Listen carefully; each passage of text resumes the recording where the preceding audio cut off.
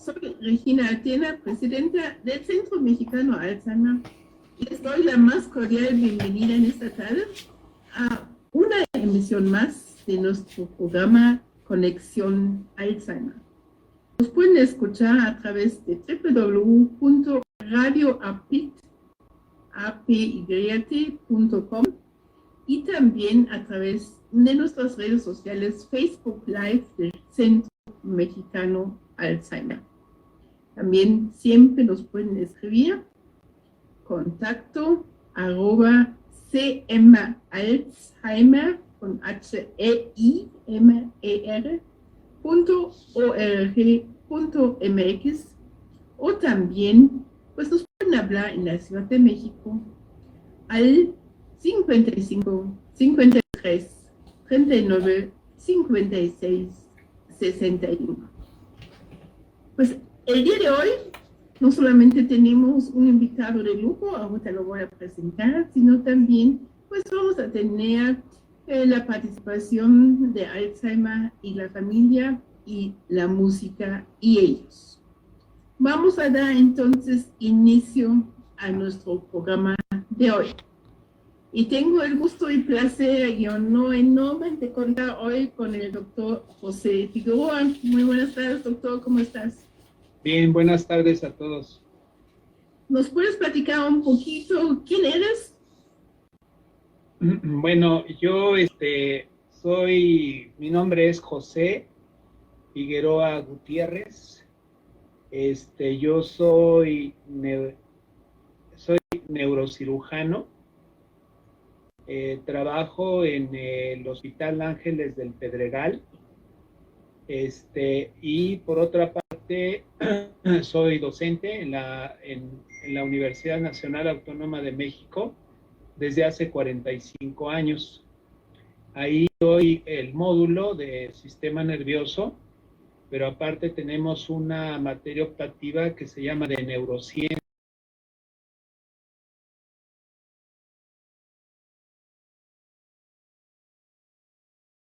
La licenciatura de neurociencias en la Facultad de Medicina. Por otro lado, pues hemos trabajado también en forma estrecha con Regina y con otros investigadores como el doctor José Luna, que fue el director de Banco de Cerebros en el CIMBESTAB y el que actualmente está en la FES Zacatlán. Y bueno, pues soy un amante y un apasionado de las neurociencias y de los temas o los padecimientos que se relacionan a esto, especialmente con las enfermedades neurodegenerativas. Muy bien, vamos a platicar justamente hoy. Muchísimas gracias por acompañarnos, doctor. Platicar de qué son las demencias. Vamos a empezar con la forma más frecuente, que es la demencia por enfermedad de Alzheimer. Sí, bueno, en realidad es un padecimiento muy actual, ¿verdad? Que cada vez se presenta con mayor frecuencia debido a que la pirámide poblacional pues se ha ido modificando. La esperanza de vida lo que ha hecho es que cada vez las personas pues vivamos más años y bueno, esto lo que hace a nivel de nuestro cerebro es que en una situación normal nosotros tenemos después de los 60 años un proceso que llamamos de envejecimiento, en el cual el volumen, el tamaño y el peso de nuestro cerebro se va disminuyendo año con año en diferentes proporciones en cada uno de nosotros. Sin embargo, existen enfermedades en las cuales este deterioro mental es mucho más grave y más rápido, y aquí es donde precisamente hay que pensar en el diagnóstico de la enfermedad de Alzheimer. Sin embargo, yo quisiera aquí señalar algo que es muy importante. Yo como neurocirujano he tenido pacientes que han tenido otros padecimientos que se semejan a Alzheimer, pero que no son Alzheimer y que son susceptibles de curarse, ya sea con un tratamiento médico o inclusive con cirugía. Pondría yo como, por ejemplo, la hidrocefalia normotensa o enfermedad de Hashim, que es frecuente en las personas de edad avanzada, en que, como su nombre lo indica, en el cerebro. Esto pues hace que aumente la cantidad de líquido, por eso se llama hidrocefalia, y se llama normotensia porque la presión no está aumentada. Entonces, los pacientes tienen lo que se llama un síndrome de Hashim, que es una triada en la que tienen problemas para caminar. Eso en neurología se conoce como la apraxia de la marcha. Tienen un incontrol de esfínteres, es decir, se orinan sin sentir, y tienen también alteración en sus funciones, lo que llamamos mentales superiores o funciones cognitivas. En fin, estos pacientes, nosotros hacemos algunos estudios y a veces en ellos colocamos alguna válvula y mejoran. Ese sería un padecimiento el que hay que diferenciar. Otro puede ser, por ejemplo, la demencia vascular, en la cual hay padecimientos de tipo isquémico por problemas en la circulación que también pueden simular un síndrome de Alzheimer, o bien los casos de hematomas subdurales crónicos que también pueden semejar este padecimiento. No sé si quieras que ahonde un poquito más Sobre todo, por favor, José, en la parte de las diferencias entre la demencia por Alzheimer y la demencia vascular, que es desde luego la segunda más frecuente después que nos estás explicando, es muy importante de saber que los orígenes son diferentes, porque la demencia vascular es la única que sí podemos prevenir, ¿no? Sí, exacto. Sí, aquí, bueno, este padecimiento, pues es un padecimiento que tiene, digamos, mucho tiempo de evolución. Aquí yo creo que es muy importante ser muy obsesivos, compulsivos en todas las medidas higiénico-dietéticas, y creo que una cosa muy importante es en la población joven, nosotros tenemos también que informarles sobre este padecimiento, porque precisamente el hecho pues, de tener una dieta adecuada, el ejercicio, no tener estrés, tener unos buenos hábitos de dormir, ¿verdad? Tener una actividad física ideal importante, pues e intelectual, pues son medidas muy importantes para este tipo de padecimientos. Sí, desde luego. Pues hay muchas formas, como sabemos, de demencia. Hay una que no existe, ¿verdad? La demencia senil. Sí, bueno, en realidad hay muchos tipos de demencia. Aquí, mira, yo creo que también es sumamente importante el que las personas se empoderen del padecimiento. ¿A qué me refiero con empoderar? Empoderar, yo hago mucho trabajo con mis pacientes en relación a esto. Y como soy docente, cuando yo doy una consulta, tengo en mi consultorio un pizarrón. Aquí ahorita estoy en mi domicilio y tengo algunos esquemas detrás de mí, pero cuando estoy en el consultorio yo utilizo un pizarrón y entonces al paciente yo le voy explicando al nivel que él me entienda, o trato yo de adecuarlo, cómo está constituido un cerebro.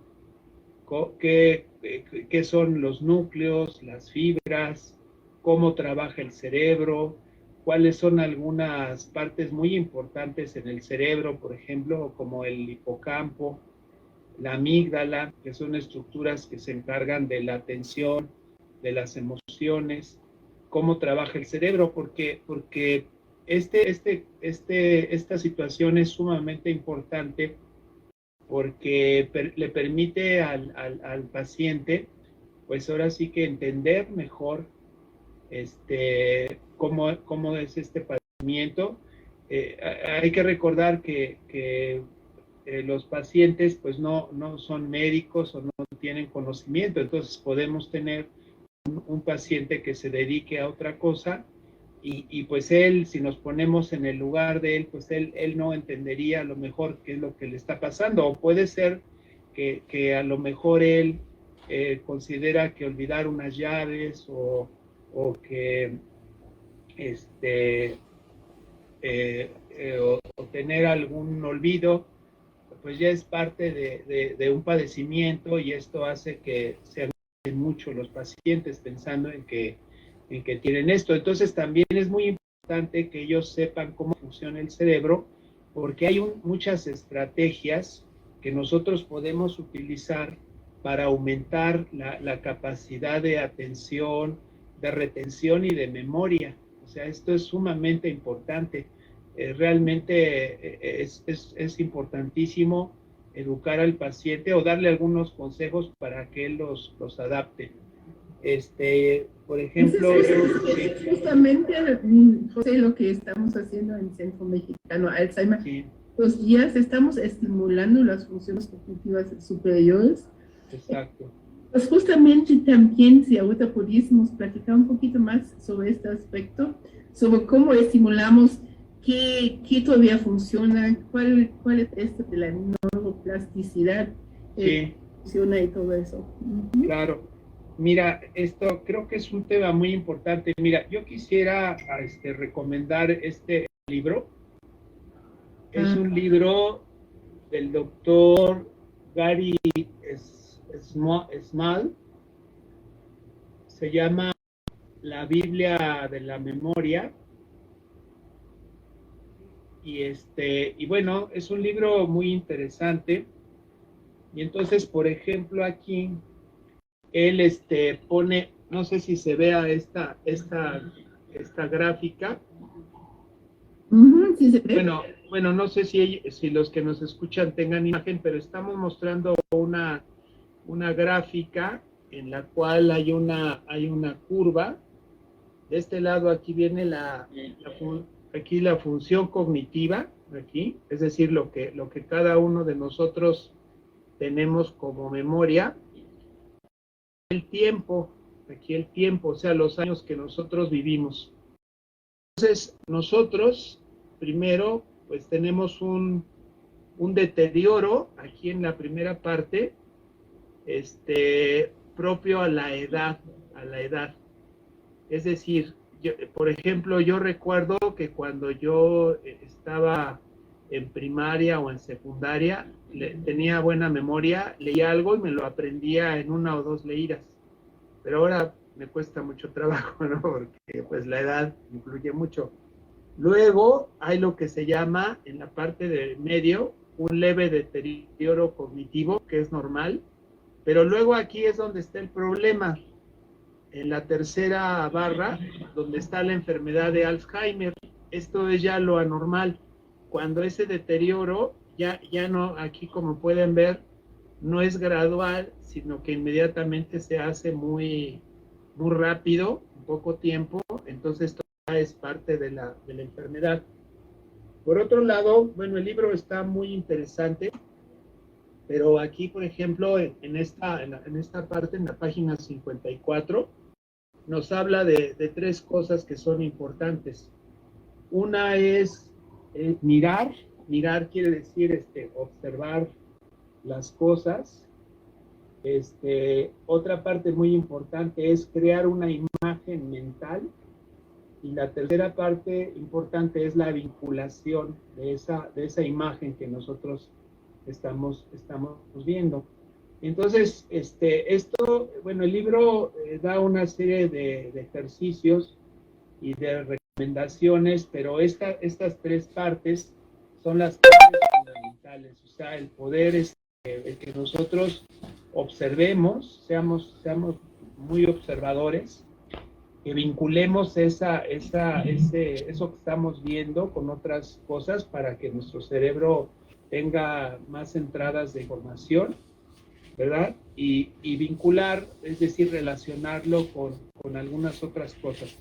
Entonces el libro, bueno, esto sería un poco de más tiempo, pero es un libro muy interesante porque pues sabemos que siempre cuando hablamos de Alzheimer hay un concepto que a mí en lo personal no me gusta mucho cuando a los investigadores les preguntan y ellos dicen, no, pues es que no hay ningún tratamiento, no hay nada que hacer. Entonces, no, sí, hay mucho que hacer. Exactamente. Entonces, yo estoy en desacuerdo de eso. Creo que actualmente las neurociencias están trabajando muchísimo en muchos proyectos. Uno de ellos es lo que se conoce como el conectoma humano, en ver cómo está desconectado el cerebro. Y bueno, pero en realidad esto que muestro yo en el libro son cosas muy prácticas, muy sencillas, que pueden ayudar mucho pues no solo a los pacientes, sino a todos, ¿verdad? Nos pueden ayudar mucho para tener una mejor, pues un mejor funcionamiento de nuestro cerebro. Ahora, yo no sé si el nivel de cómo estoy explicando sea muy profundo, no sé si los que nos escuchan son pacientes, son familiares o son también... Quienes nos escuchan son familiares y son interesadas en el tema. En el tema, muy bien. Llevan siguiendo desde hace ya un buen tiempo.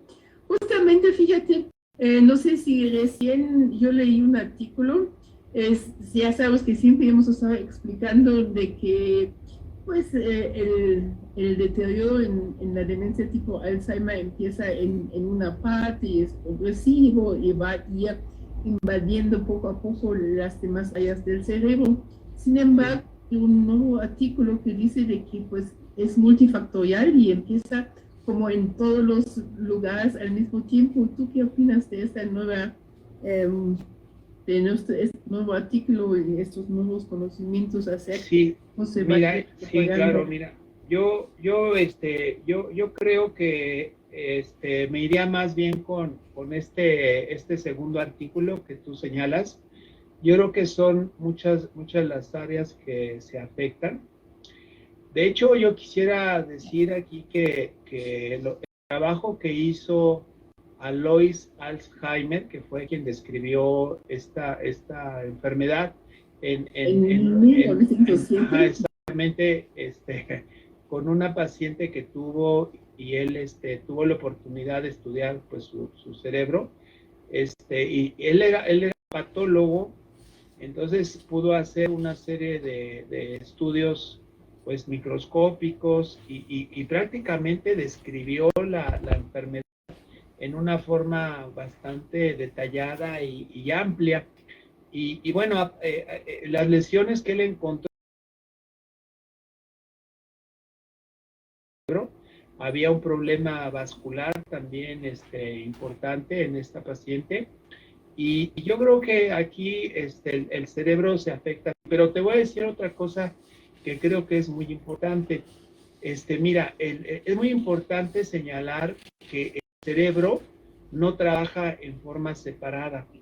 Esto se ha manejado así con fines pedagógicos e inclusive para estudiarlo siempre se pensó que una área del cerebro hacía una determinada función. Pero a medida que hemos avanzado vemos que en realidad el cerebro es una sola unidad. O sea, el cerebro trabaja en forma conjunta, o sea, participan todas las áreas cerebrales. Quizás dependiendo de la función que sea, si es hablar, ver o moverse, trabaja un poquito más esa área, a esa área se le va una mayor cantidad de sangre, pero en realidad todo el cerebro está conectado.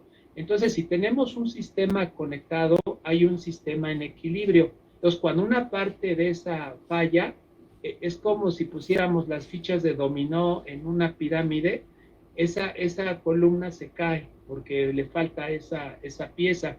Entonces, en el caso de este tipo de padecimientos, pues también hay ese factor que empiezan unas áreas a fallar.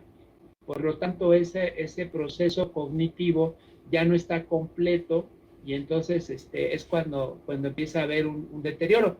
Pero no podemos decir exactamente que esa parte es la causa de la enfermedad, sino es todo ese como si fuera un reloj que le faltara una pieza o se aflojara un tornillo, a lo mejor sigue funcionando el reloj, pero se va a atrasar, ya no va a ser tan exacto o tan preciso. Entonces, esto es lo que sucede. Es un tema pues apasionante, muy interesante, pero como te explico yo, sí es muy importante conocer las bases anatómicas y fisiológicas de cómo funciona el cerebro. De otra manera se pueden entender estos conceptos en forma diferente. Sí, lo que siempre explicamos, digamos, de manera coloquial, de que hay una acumulación de dos proteínas de más, la proteína tau y la proteína beta amiloide en el cerebro, que yo lo voy a explicar coloquialmente y tú ya me corriges de cómo debe ser, que van a ir matando, digamos, las células del cerebro de afuera y que van a ir haciendo esta pérdida de masa cerebral y de funciones cognitivas irreversible, progresivo y paulatino. Tú me corriges, yo creo que un cerebro normal pesa como alrededor de 1400 y en el caso del Alzheimer se va a ir encogiendo y va a llegar a pesar tan solo 800 gramos. ¿Es correcto? Tú dime. Sí, mira, sí es muy correcto lo que dices, pero mira, yo quisiera aquí señalar algo que es muy importante. Esto de la muerte neuronal, o sea, de que las neuronas se mueren, pues no es tanto en relación a la edad, porque de hecho cuando un cerebro está en desarrollo, muchas de las neuronas del niño recién nacido se están muriendo. Pero ¿por qué estas neuronas se mueren? Bueno, porque hay un concepto en el neurodesarrollo que se llama el darwinismo neuronal. Esto se refiere a Charles Darwin, que estudió la teoría de la evolución y que él decía que si una especie no se adapta, pues desaparece, ¿no? Porque esa es una ley evolutiva. Entonces, en el caso del cerebro sucede algo parecido. Cuando una neurona, digamos, en un niño crece, pero no se conecta o no tiene sinapsis con otras neuronas, el cerebro entiende que esa neurona no le sirve. Entonces esa neurona pues muere y el mismo cerebro se encarga de limpiarlo con otras células que la fagocitan, es decir, que se la comen.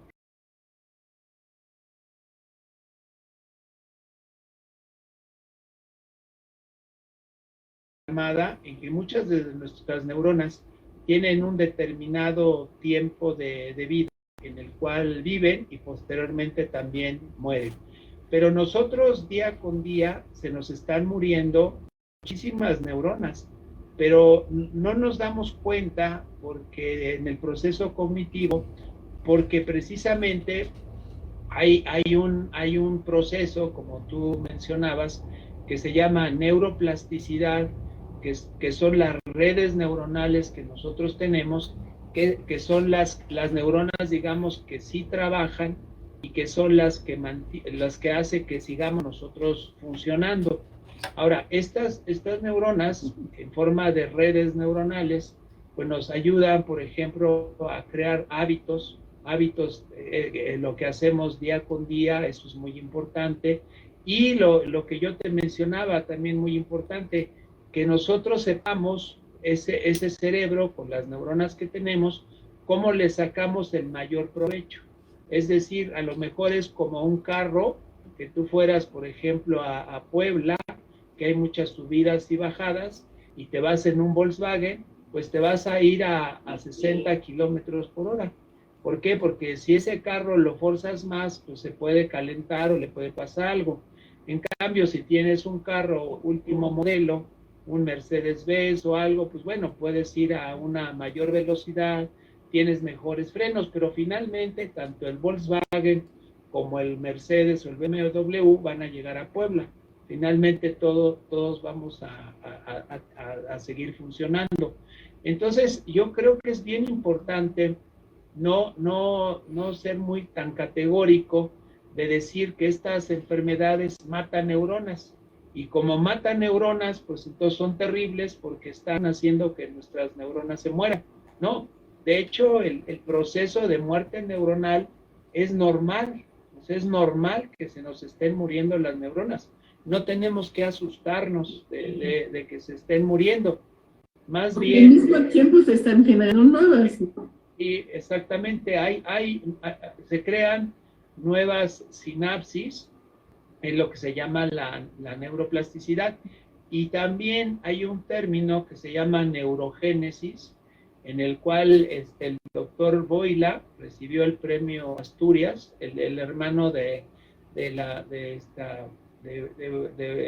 directora del CIMBESTAB, porque él describió la neurogénesis. Hay ciertas partes del cerebro, como por ejemplo la región olfatoria y la región periventricular y en la región del hipocampo, que sí se pueden formar nuevas neuronas, o sea, ya no sinapsis, sino nuevas neuronas, pero son ciertas partes del cerebro que digamos que pueden formar esto. Ahora, esto es importante porque estas neuronas se forman en base a la cantidad de estímulos que reciben.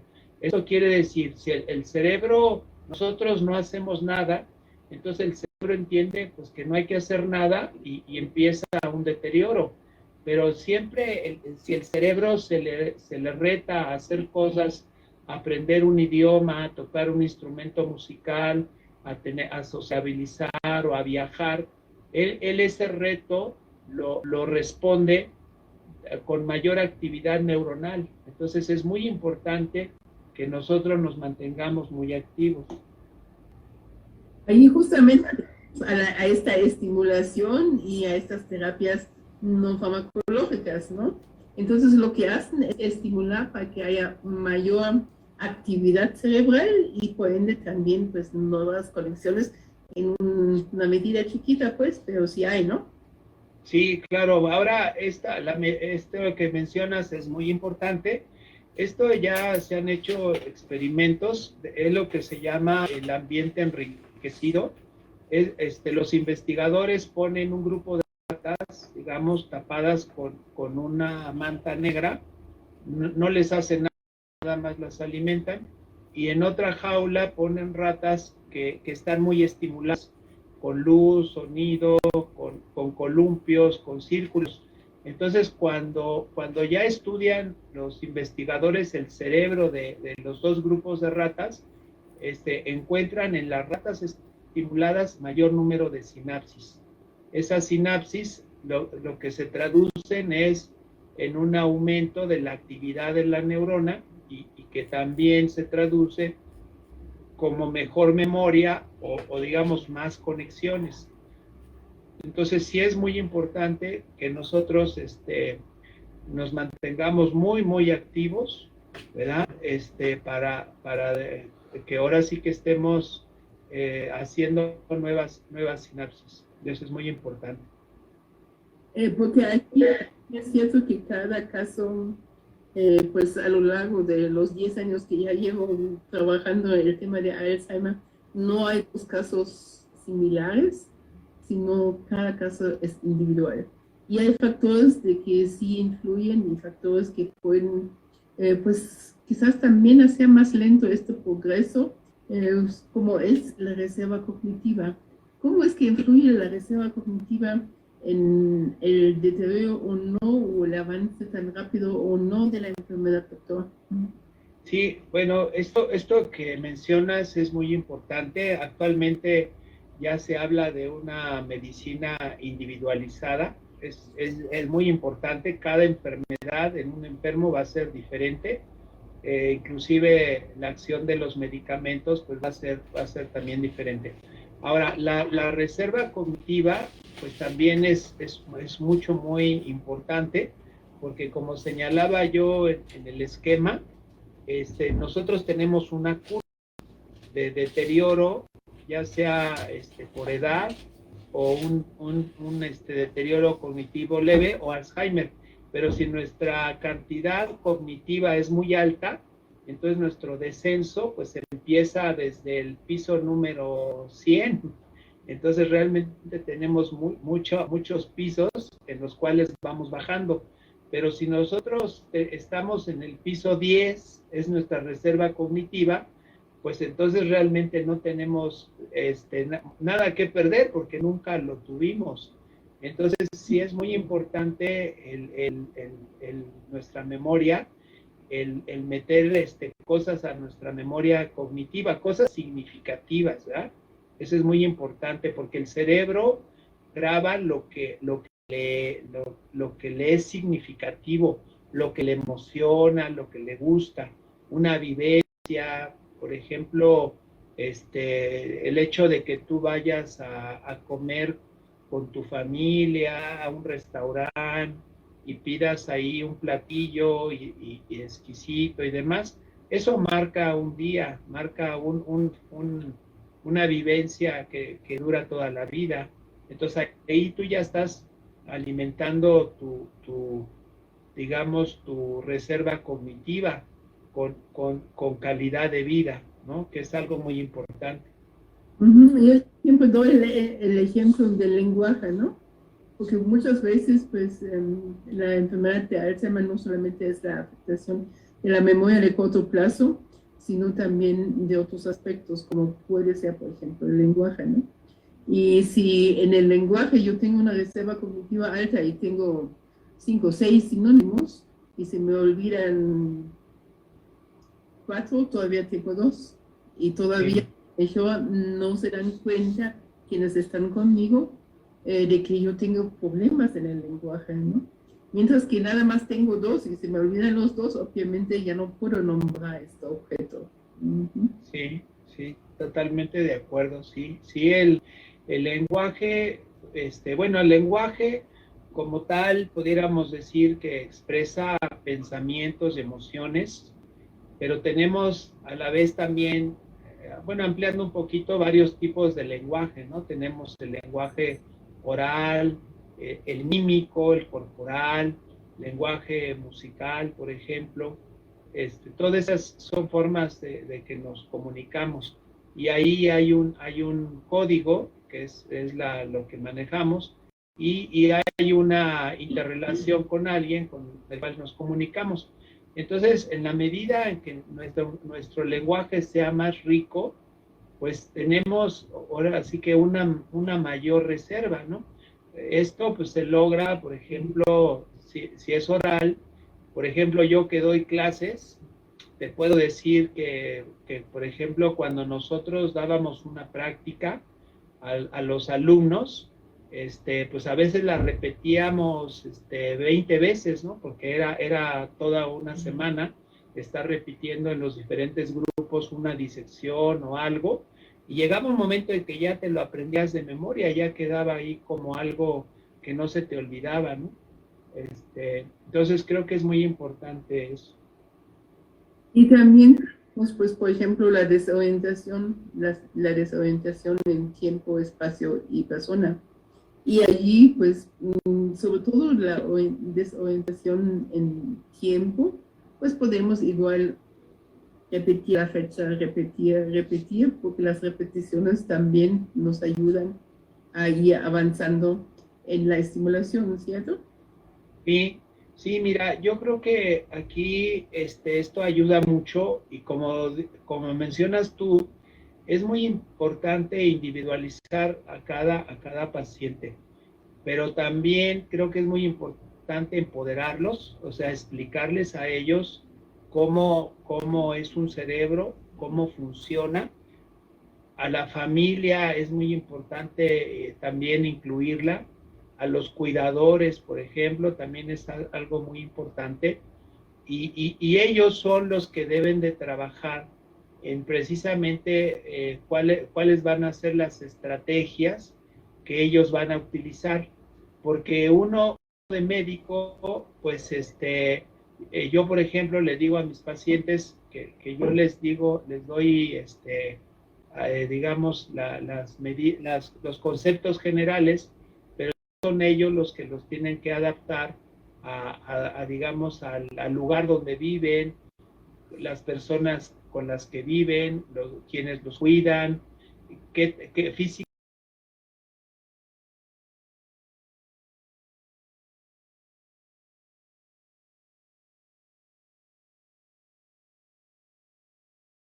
Pero sí es muy importante que nosotros les demos ideas de cómo mejorar y cómo cuidarse, inclusive, por ejemplo, que no se vayan a caer, cómo acondicionar el lugar donde ellos habitan, el dormir, por ejemplo. Yo a veces con mis pacientes me manifiestan muchos problemas para dormir y muchos de ellos a veces pues piden que les des algún medicamento, ¿no? Para dormir, pero muchas veces requieren más bien un diferente estilo de vida.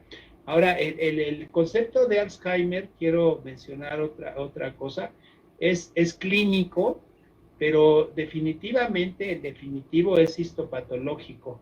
¿A qué me refiero con eso? Que la única manera de 100% de afirmarlo es haciendo un estudio del cerebro, o sea, una biopsia, cosa que no vamos a hacer, ¿no? Entonces, no vamos a hacer en vida, ¿no? En vida, exactamente, a eso me refiero, en vida. Entonces, sí es muy importante que nosotros también, que formamos médicos, vayamos formando buenos médicos generales, aunque ya también hay la especialidad de geriatría, en el cual, pues obviamente ellos ven este tipo de pacientes con mayor frecuencia, pero y también pues hay otras especialidades como la psicología que también los ven, ¿no? Pero sí es muy importante que los pacientes, bueno, que los familiares, ¿verdad? Y el paciente, en la medida en que él nos entienda, o nosotros hablarle de una manera, digamos, adecuada, que él nos comprenda, o sea, que tengamos esa relación, como dices, el lenguaje con él va a ser muy importante, pero allí el lenguaje tiene que ser bidireccional, o sea, que lo que nosotros le digamos, él nos conteste. Mientras haya esa comunicación, creo que tenemos muchas posibilidades de trabajar con él, que tengamos esa interacción, que él nos comprenda. Vamos a utilizar este último momento, ya casi estamos llegando al final de la entrevista. Si bien las demencias hasta el momento son incurables, no son incuidables. Y además, pues hay tratamientos. Y hay dos tipos de tratamiento, no sé si rápidamente, bueno, el farmacológico y el no farmacológico. Sí.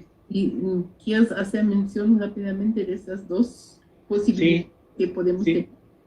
Sí, con mucho gusto. Mira, como mencionas tú, hay diversos medicamentos para mejorar la memoria. Uno de ellos, bueno, el nombre no quiero que se lo aprendan, pero se llama Donepezil, que es Aricept. Este medicamento lo que hace es que aumenta la cantidad de un neurotransmisor en el cerebro, que es la acetilcolina. Y esto hace que, digamos, la memoria de alguna forma se mejora, ¿no? Otro medicamento que, por ejemplo, se da en los trastornos del sueño es el modafinil, que es el Provigil. Hay otro medicamento que es el metilfenidato, es el Ritalin, que se da en el síndrome de déficit de atención. También de los más conocidos está, por ejemplo, el ginkgo biloba, que se da como para mejorar la memoria, e inclusive la cafeína a bajas dosis se da para mejorar la memoria. Pero lo que podemos decir en general de este y otros medicamentos es que en realidad, digamos, los efectos curativos no son, digamos, tan determinantes, ¿no? Porque lo que va a ayudar más, como tú mencionabas, va a ser lo que se llama el tratamiento no farmacológico, que son precisamente todo este tipo de medicinas que vamos nosotros a individualizar, diría yo, en cada paciente y que realmente pues se tienen que trabajar. Aquí hay que mencionar que todo lo que nosotros hagamos en la vida requiere de un trabajo, ¿no? De hecho, estaba yo viendo la bandera de Brasil y en su logo marcan orden y progreso. Entonces, siempre debe de haber un orden, debe de haber un protocolo, o bueno, una metodología y una forma. Es como, por ejemplo, el plomero o cualquiera que hace una cosa, pues lo primero que tiene que hacer es llevar su herramienta, ver cómo está el boiler, lo que va a arreglar y después ya arreglarlo, pero si no lleva un orden, pues puede tener él un accidente o no arreglarlo bien. Entonces, siempre tenemos que leer algo, ¿verdad? Y afortunadamente, pues existe ahora muchos libros, mucha información que nosotros podemos consultar. Lo importante aquí creo que hay que señalar es que debe de ser información confiable y seria, porque actualmente con lo de las redes, pues estamos teniendo mucha fake news, muchas noticias falsas, y bueno, esto puede hacer que los familiares o las personas pues tengan una idea que no sea real. Bueno, muchísimas gracias. No sé si un mensaje final para cerrar nuestra entrevista. Y sí, bueno, pues el mensaje final es que yo te agradezco esta invitación y bueno, a los pacientes y a los familiares de los pacientes que me están escuchando, lo que quisiera decirles es que no desistan, como dijo alguna vez Churchill en su conferencia más corta, se subió al estrado y lo único que dijo es no desistan y ya, se bajó. Entonces, ¿esto qué quiere decir? Que nosotros pues no debemos de desanimarnos ante nada y seguir adelante, ¿verdad? En lo que hacemos. Muy bien, pues agradecemos la presencia el día de hoy en nuestro programa del doctor José Figueroa. Seguramente te invitamos más adelante, doctor. ¿Está bien? Sí, claro, con mucho gusto. Con mucho gusto y muchas gracias. Y muy buena tarde. Luego. Sí, hasta luego. Hasta luego. Hasta luego.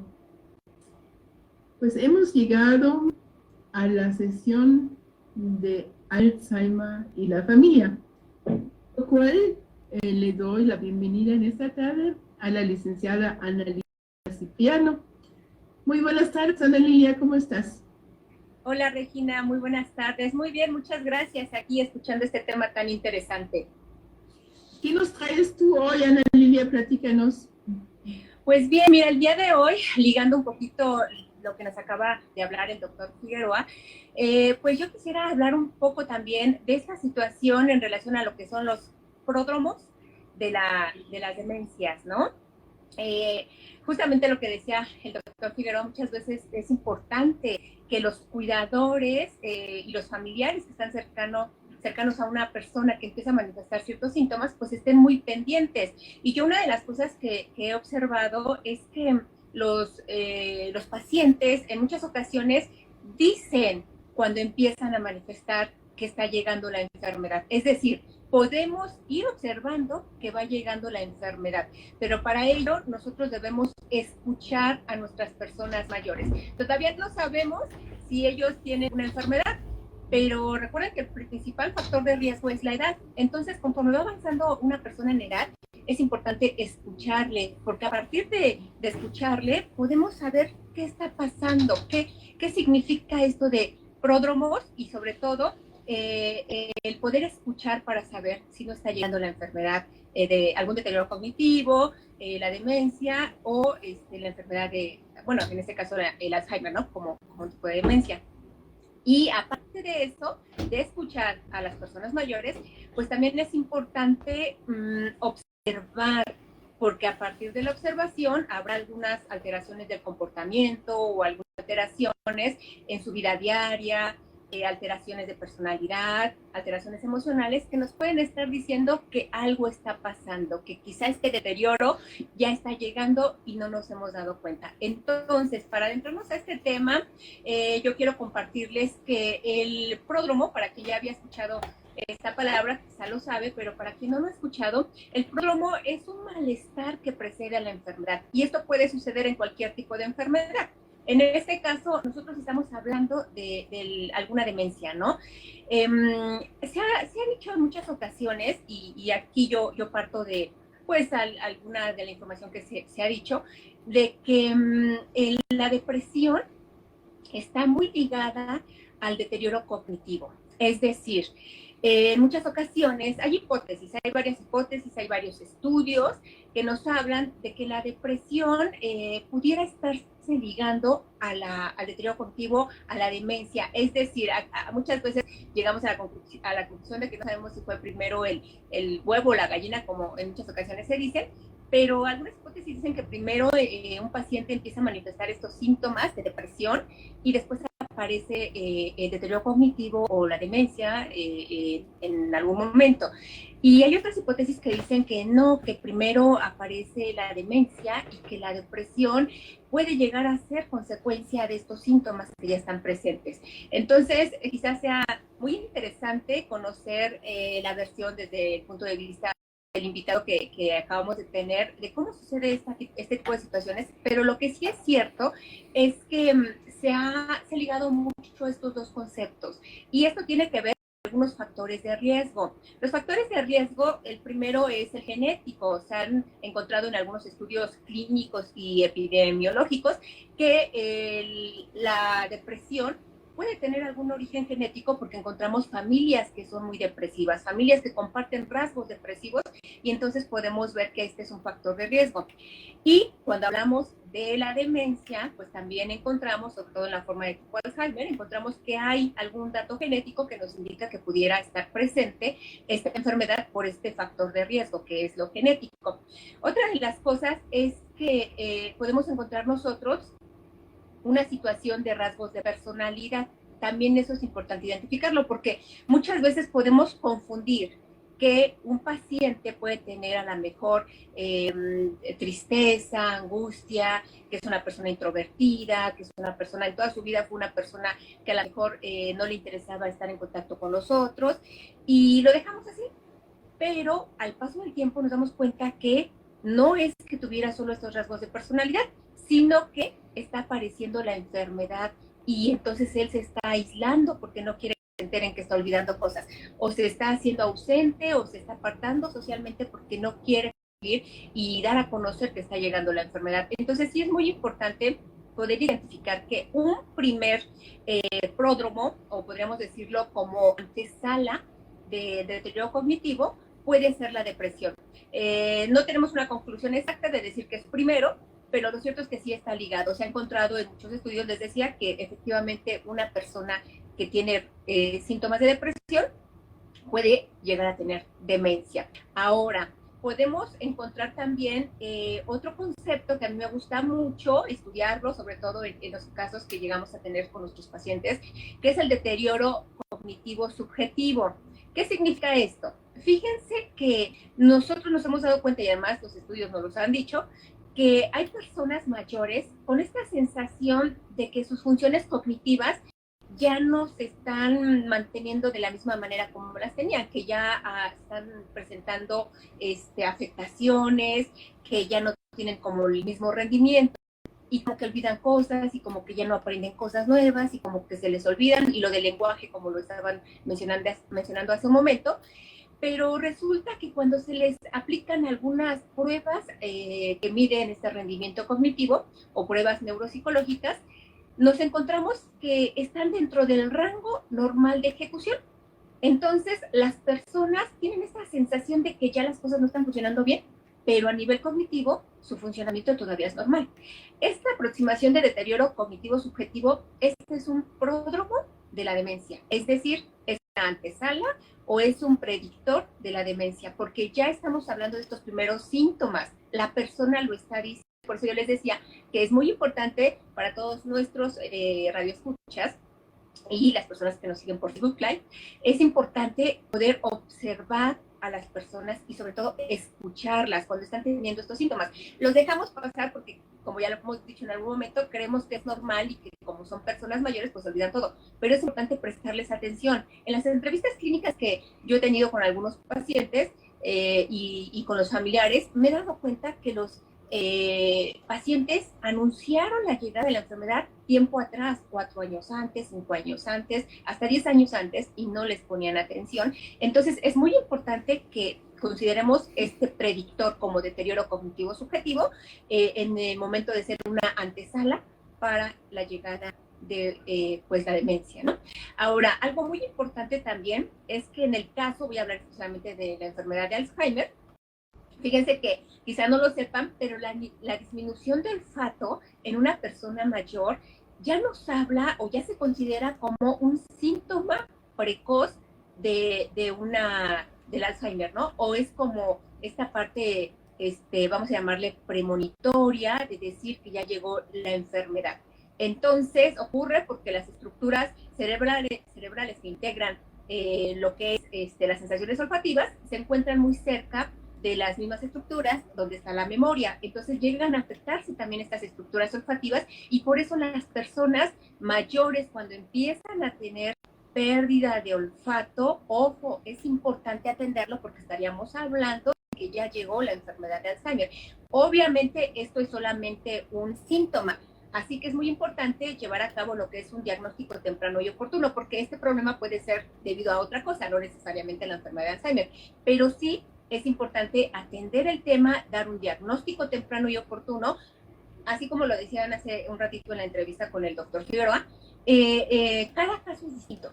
Todas las personas van a tener el padecimiento de la demencia o la enfermedad del Alzheimer de una manera distinta, pero es importante llevar a cabo pues todos los estudios necesarios, tener un diagnóstico y poder llevar a cabo una intervención. En este caso, las ventajas propiamente pues sería que en cuanto nosotros identificamos estos déficits de memoria, de funcionamiento cognitivo, pues llevar a cabo lo que es una elaboración de un programa específico para el paciente, una intervención adecuada. Y obviamente nosotros aquí en el centro manejamos la intervención que es a través de las terapias no farmacológicas, lo cual nos ayudará muchísimo para que mejoren sus capacidades y sobre todo en el caso específico, fíjense, del deterioro cognitivo subjetivo, cuando se interviene de manera oportuna, podemos encontrar una mejoría o que el paciente pues se ralentice el deterioro y finalmente podamos nosotros ver que no evoluciona tan rápido la enfermedad. Entonces, pues bueno, estos son algunos tips para poder identificar que nosotros como cuidadores podemos dos cosas, observar y escuchar a nuestras personas mayores que aún sin estar diagnosticados pueden estar ya empezando a manifestar estos primeros síntomas, Regina. Sí, justamente, pues eso era el énfasis de nuestro programa especial del día de hoy, para que los familiares cada vez tengan más elementos y se den cuenta desde el inicio que algo anda mal y no termine y no, pues digan, es normal, ¿no? Porque no es normal, hay que prestar mucha atención a estos primeros signos que podemos tener para poder tener una intervención más oportuna y también para poder tener acceso temprano a los tratamientos. Muchas gracias, Ana Lilia. Muy buena tarde. Nos vemos la próxima semana. Contrario, Regina, un abrazo. Bonita tarde. Hasta pronto. Casi estamos llegando al final de nuestra transmisión del día de hoy, pero antes de que le doy la bienvenida a María Eugenia Pimentel, pues repetirles que nos pueden hablar en la Ciudad de México al 55 53 39 56 61.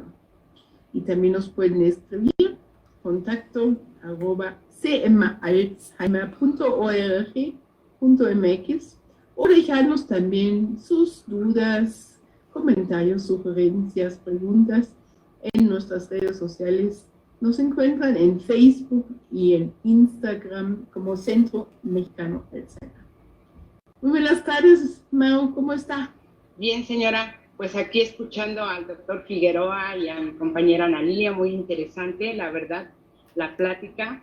Y pues hablando de la memoria musical que favorece a desbloquear recuerdos y algunas capacidades cognitivas, es por eso que en esta ocasión voy a interpretar una canción, un corrido mexicano, que a nuestros adultos mayores pues realmente les agrada y les viene ahora sí que les trae bonitos recuerdos. Y como estamos en vísperas de la celebración del aniversario de nuestra Revolución Mexicana, pues interpreto esta canción que es Jesucita.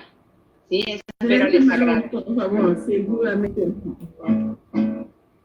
Vamos al baile y verás qué bonito, donde se baila con 20 linternas, donde se bailan las danzas modernas, donde se baila de punta y talón. Y quiéreme, Jesucita, y quiéreme por favor, que mira que soy tu amante y seguro servidor.